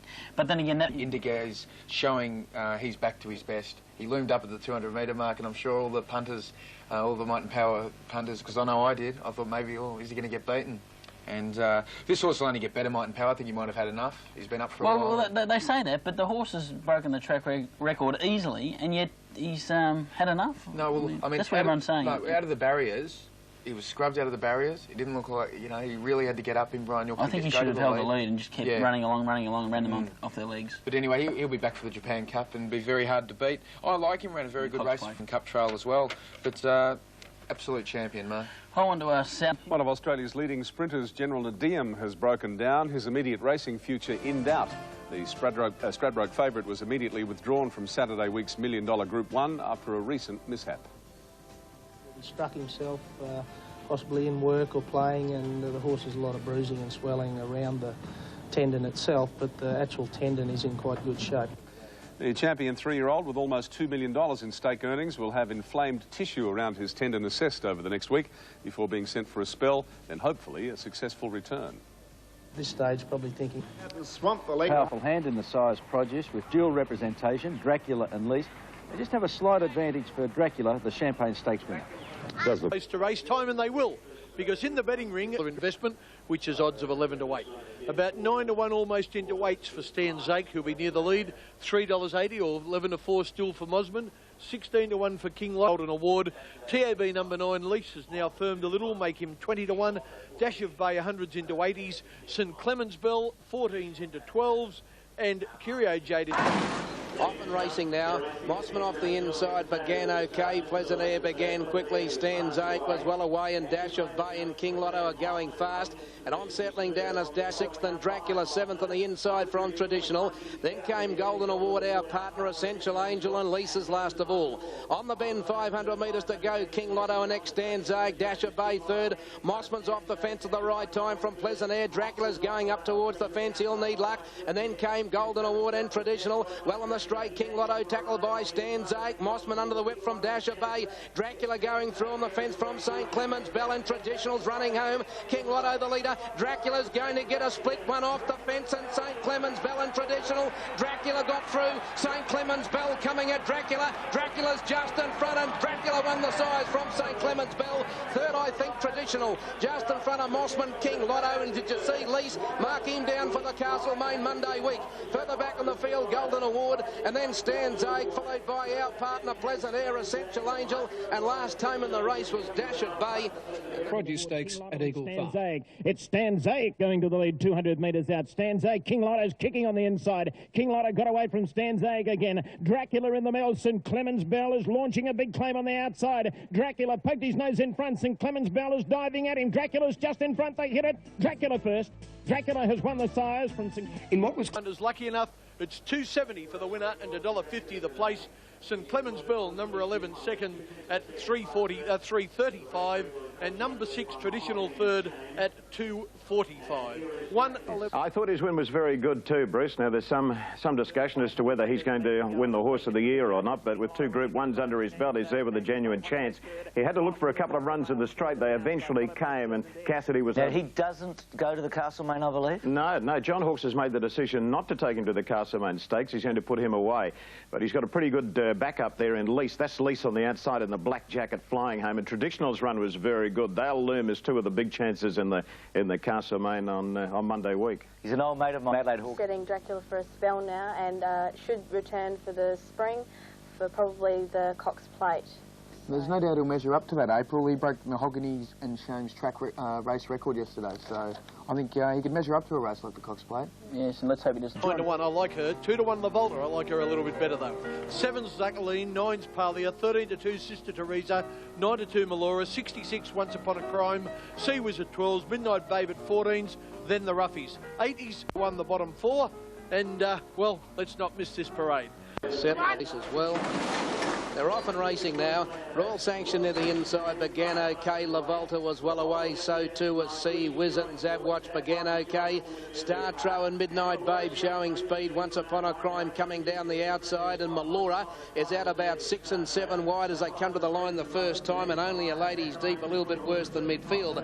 At the line to go. Palaia on the fence, and Zabwatch led Once Upon a Crime. Star Tro. Melora's had a charm run on the fence. Then Zashaline just behind them as they neared the bend from Midnight Babe, and further back only a lady coming to the outside in the straight, and Zabwatch and Palaia led. Here's Melora off the fence at the right time to challenge. Midnight Babe running home. La Volta's getting a split in the centre. Only a lady in 21 carat down the outside, but Melora sprinted to the front of the 200. Zashaline got into second spot. Midnight Babe and 21 carat. Melora, Zashaline and Midnight Babe. Melora's just in front.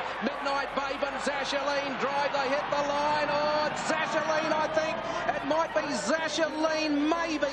A nose to Midnight Babe. It is almost a dead heat. Third's a Photo, Sister Teresa, 21 Carat in line with La Volta and Melora Subway. The next time in the race was Zabwatch. Then came Once Upon a Crime, Friends and Lovers, Perfect Cases, Royal Sanction. And tough. Really. They're in the straight now, 300 metres to go. Melora's popped the big question. She's sprinting quickly on the outside and she's hit the front. It's Melora racing away from them at the 200. A length and a half clear. Zachalina's up to second and giving chase. Midnight Babe and 21 Carat on the outside. Melora's in front. Zachaline going to it with every stride. Midnight Babe on the outside. Zachaline poked the nose in front. Midnight Babe dived. Oh, close. Never say die indeed. And last time in the race is Royal Sanction. And tough, really tough. Zabeel just stamps them with such a stamp.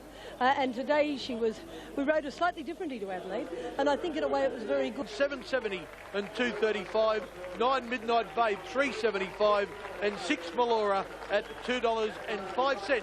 That was the story of the Queensland Oaks. She's won the Australasian Oaks and now has won the Queensland Oaks. Is she going further in this carnival? Yes, she is. They're going to pay a late entry fee to get her into the Derby, so she'll run there next week.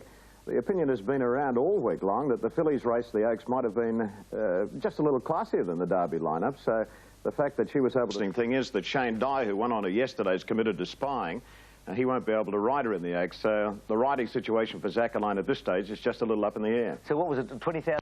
A little bit, and he actually throws her across the line there. It was a great ride by Dye, and she's a good, tough filly. She covered a little bit of ground in the early stages of the race, but, you know, this is the race with her, even though the hard luck stories are there with several other fillies.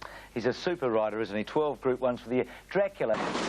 Off and racing now. Sahara Z near the inside began okay. City Hall began brilliantly, and so did Laguna, about to run to the lead. And Mr. Newmarket's going fast. At the first corner, Laguna went to the lead. Star Captive on the fence. El Mansour third last, followed by Major Victory. And last of all is Mars Party. Laguna with a wing on every foot at the 700, led 1.5 to Mr. Newmarket. Sahara Z in third position, followed by City Hall as they come to the bend. Then Celestial Choir, Scandinavia on the fence. El Mansour's improving in the middle, and then Harvey Louder, My Fabulous Star into the straight. Laguna led at the 400. Mr. Newmarket coming at him. Scandinavia and City Hall on the outside, and El Mansour's pulled out, and then Celestial Choir. Scandinavia went to the front of the 200. City Hall, El Mansour trying hard, and then came Captive. It's Scandinavia the leader. City Hall and El Mansour trying hard. It's Scandinavia in front of City Hall, close to home, and Scandinavia's going to win the money. Scandinavia beats City Hall, third El Mansour. Good Stradbroke run. Then Captive, Sahara Z, Mr. Newmarket, My Fabulous Star, Major Victory. Rodway C, further back Harvey Ladd. Laguna capitulated in the straight, and then came Mars Party, and last home is Celestial Choir. Yeah, Scandinavia, the top filly from Victoria, trained by John Sadler at Flemington. Oh, keep it going, Greg. Up 6 Scandinavia, $4.35 and $1.90. 13 City Hall, $3.30.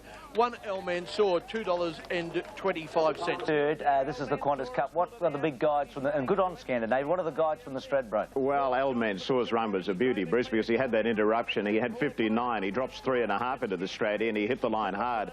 And the report is that he came through the race extremely well. So he's looming as a big chance in the Stradbroke next week. I know it's tough. Normally trained in Victoria. And Brisbane Cup trial. Intergaze, he's back. He's a good horse, isn't he? Yeah. What was the best Brisbane Cup trial from the O'Shea? I thought Stark Covet. Look at him on the outside. He drops to 51 kilos, I think it is, in the Brisbane Cup, and he stormed home the last little bit. He came from last on the home turn in sub-35 for the last 600 metres, so I thought it was a terrific Brisbane Cup trial for him, and he'll nearly be my pick in the Cup. Is Cronus still favourite, as he lost his favouritism after yesterday? No, he's still favourite because he was trained up for the 400 metres and Intergaze. Good to see him back in the winner's stall. His last win was, of course, beating Octagonal in the Queen Elizabeth Stakes, and Intergaze, he was back in a much weaker race. It was an inferior group of horses, and he raced away for an easy win. Sapio, he looks to be back, doesn't he, Mark? Oh, yes. Danny Nicholas back on this year in the Melbourne Cup. You can see him in the brown and blue quartered cap, just getting off the heels now. And Danny Nicholas, he'll be back in June, and he'll be eyeing a cup ride on this horse the way he raced on Saturday. He finished off the race better than any other horse, apart from the winner. Other good runs in the race. I thought Sojo was a good run in the Somojo.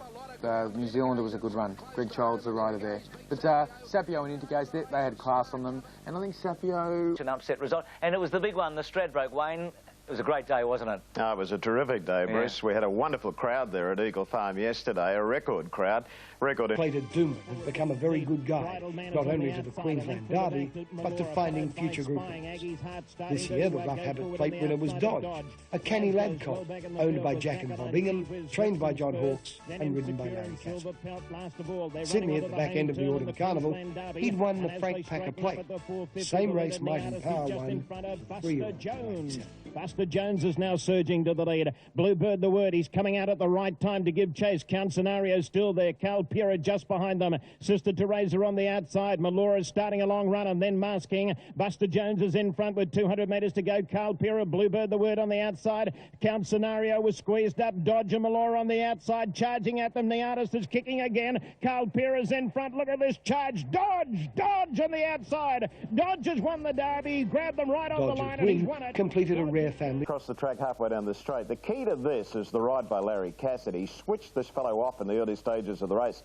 He got a long way back, a lot further back than I thought he'd get back, and I think John Hawkes was a little concerned in the middle stages of the race, but Cassidy did the job, and he got that high acceleration going at the end. He really flies that last little bit, Dodge. Cal Pira just behind them. Sister Teresa on the outside. Melora's starting a long run and then masking. Buster Jones is in front with 200 metres to go. Cal Pira, Bluebird the Word on the outside.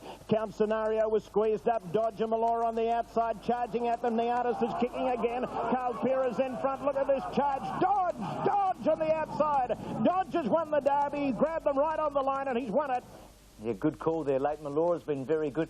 Dodge won the Frank Packer Plate, the same race that Might and Power won. Wayne, he was second to Northern Drake in 2 big races in Sydney, which makes Northern Drake look exciting, doesn't it? Yes, it certainly does. That form is stacking up very well. I don't think that was the greatest Derby we've ever seen at Eagle Farm yesterday, but you can't do any more than win it. He came from back in the field. He was suspect at the 2,400 metres and he got the prize. So let's not play down the performance too much. He could go on. Dodge, his half-brother Tenor won the Derby a few years ago for the same connections.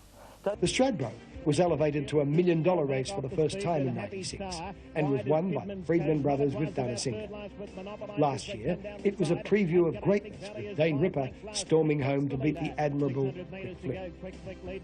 With General Dean having gone amiss, the betting market took on a sense of confusion, with the John Hawkes trained Malagua, who hadn't won for 13 months, starting favourite at 40. Next in the middle, Zuccarino's in that bunch as well. Blazing Steel coming to the outside. Low Mass and Monopolizers hooked to the extreme outside. It's Quick Flick in front, 300 metres to go. Show No Emotion is looming up dangerously on the outside. Show No Emotion has gone to the lead. City Hall is giving chase. Here comes Toledo and Monopolize. Monopolize is flying on the outside. 100 metres to go. Toledo and Monopolize. They're going to fight it out. It's Toledo on the inside of Monopolize. Yorkie's won the Stratty.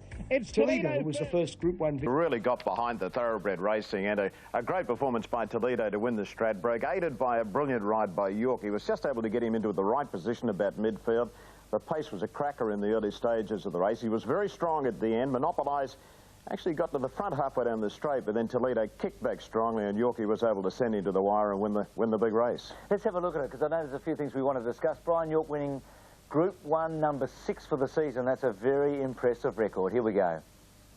Snow Beauty is next on the outside, followed by Poetic King, and City Hall is next in the middle. Zuccarino's in that bunch as well. Blazing Steel coming to the outside. Low Mass and Monopolizers hooked to the extreme outside. It's Quick Flick in front, 300 metres to go. Show No Emotion is looming up dangerously on the outside. Show No Emotion has gone to the lead. City Hall is giving chase. Here comes Toledo and Monopolize. Monopolize is flying on the outside. 100 metres to go. Toledo and Monopolize. They're going to fight it out. It's Toledo on the inside of Monopolize. Yorkie's won the Stratty. It's Toledo first, Monopolize second, tight third. Wayne, Monopolize between the 300 and the 100 would have had sensational sectionals. I thought what was the most interesting thing, in the last 50 metres, the way they race away from Blazing Steel and Malagua.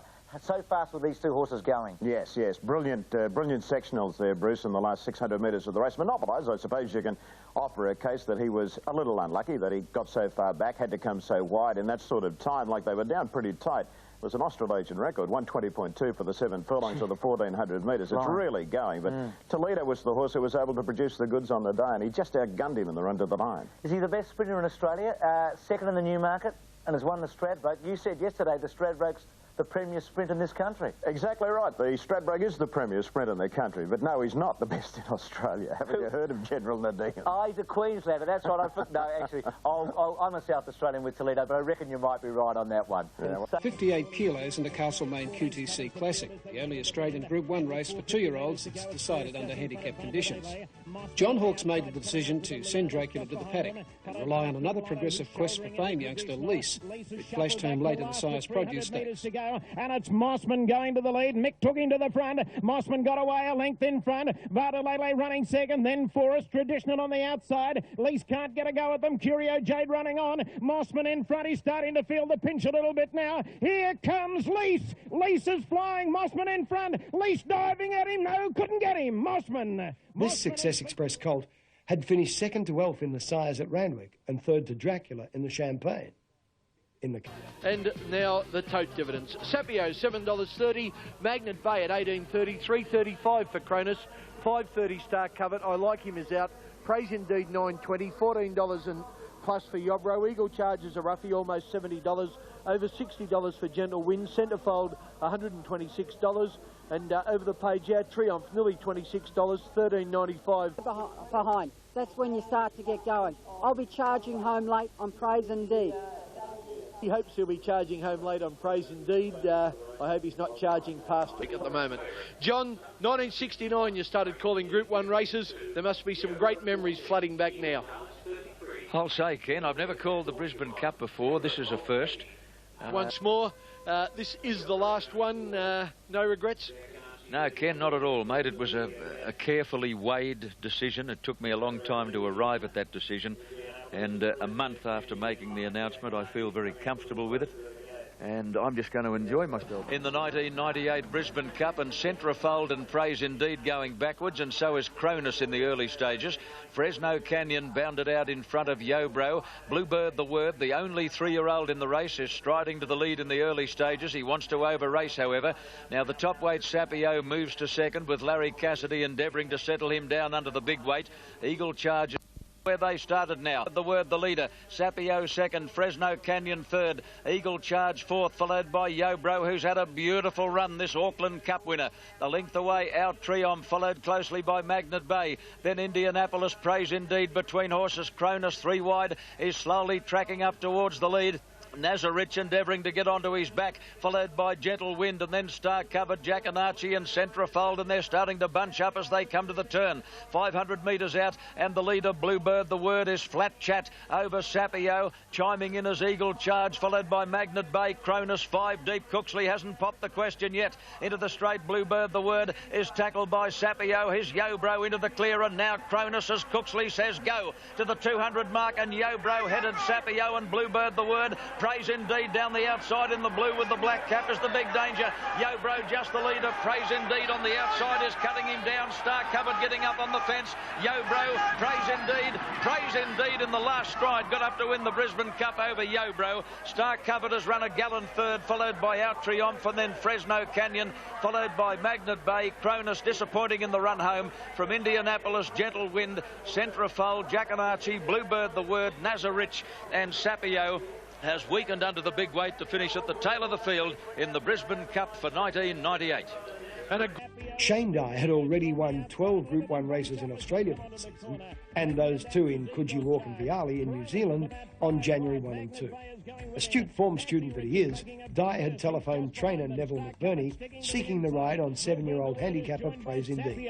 Sapio's gone to the lead, 300 metres to go. Yobro's a danger. Star Covered is working into the centre in the middle, and he's coming after them, and Praise Indeed right down the outside. Yobro in front. Praise Indeed is coming after Yobro. Praise Indeed coming after Yobro. Yobro, Praise Indeed. Praise Indeed hit the lead right on the line. He's got up to win the Cup. 10 years to the day. 8.5 to 1 for 6 Praise Indeed. $3.10 for the place. 7 Yobro's second has paid $3.95, and we're still waiting. Pretty deep to get him to relax and get in, and I did it going around here, and that's what won the race. Well, you're a marvellous 2-mile rider, Shane. Congratulations. Yeah, I've had a great season in the 2 miles, winning the Sydney Cup, the Adelaide Cup, and now the Brisbane Cup. There you go, Kenny. He said it in about 3 words. He sure. That's it for another enthralling Australasian racing year. It was in many ways a season of contradictions, with our leading Group 1 trainers Lee Freedman, Gai Waterhouse and John Hawkes being overrun by Clary Connors and Jack Denham. It's your play. Champion galloper Ptle has been officially retired. The Cox Plate Melbourne Cup champion earned nearly $4 million before succumbing to tendon problems. He was the colour of flame, and no racehorse ever quite lived up to his name like Ptle.